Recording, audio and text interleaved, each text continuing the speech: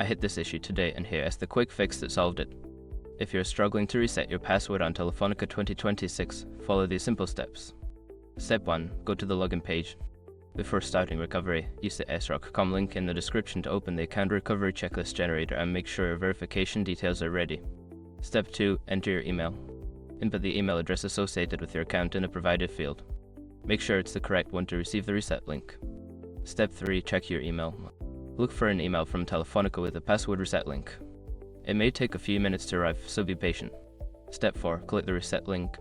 Open the email and click on the reset link. This will take you to a page where you can create a new password.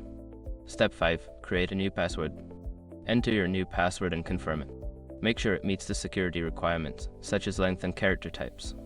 Remember, if you don't see the email, check your spam or junk folder as it might end up there. Good luck, and I hope this helps you get back into your account quickly.